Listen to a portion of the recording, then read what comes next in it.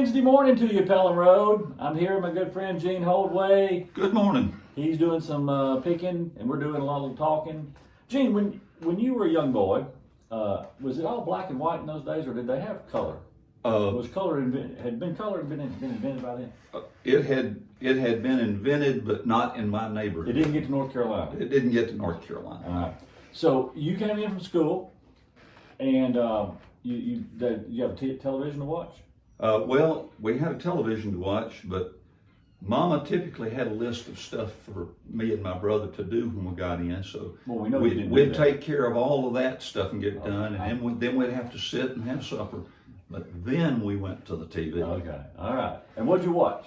Oh, anything you can imagine. But one of my favorite shows back during that time, because it involved music. Okay. And some of y'all are going to be old enough to remember this, and some of you are going to have no clue who I'm talking about. But they can Google it, right? They can Google it or goggle it, whichever one you want to do. We watched the Ozzie and Harriet show. I did not watch that show. I heard about it. It was a woman and a man who were married to one another. With two sons, Dave and Ricky. Dave and Ricky. And Ricky was an aspiring singer who actually became more famous as a singer than an actor. All right. And now, was one of them like Dennis the Menace?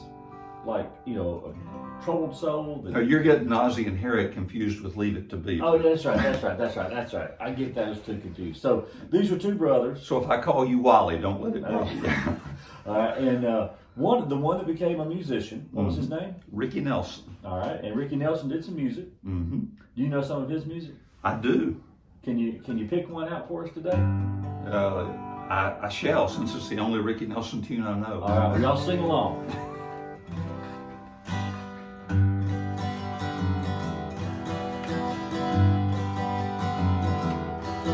I'm a traveling man, made a lot of stops all over the world, and in every port I've won the heart of at least one lovely girl. Got a pretty senorita waiting for me down in old Mexico. If you're ever in Alaska, stop and see my cute little Eskimo. Oh, my sweet Fraulein down in Burlington makes my heart start to yearn. And my China doll down in old Hong Kong waits for my return. Pretty Polynesian baby over the sea, I remember the night when we walked on the sands of Waikiki, and I held you oh so tight.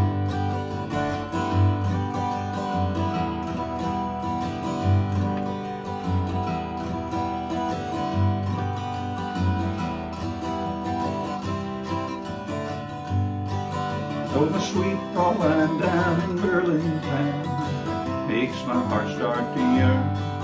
And my China doll down in old Hong Kong waits for my return. Pretty Polynesian baby over the sea, I remember the night when we walked on the sands of Waikiki, and I held you oh so tight. Oh, I'm a traveling man. Yes, I'm a traveling man. Hey, I'm a traveling man.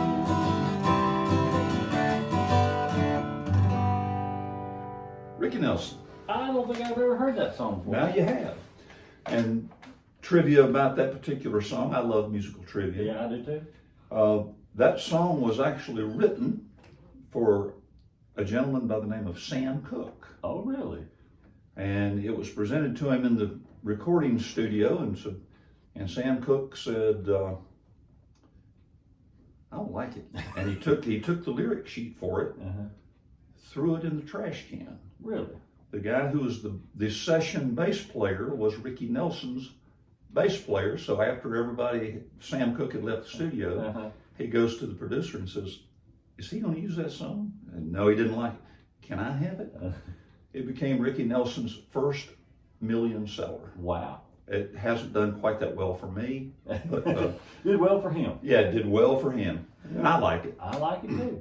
And it talks about the diversity that we need to be getting into the church. So, in an odd way, yeah, indeed. Well, I hope you've enjoyed it. I hope you've been inspired this morning. You have a happy Wednesday. Bye now. All right.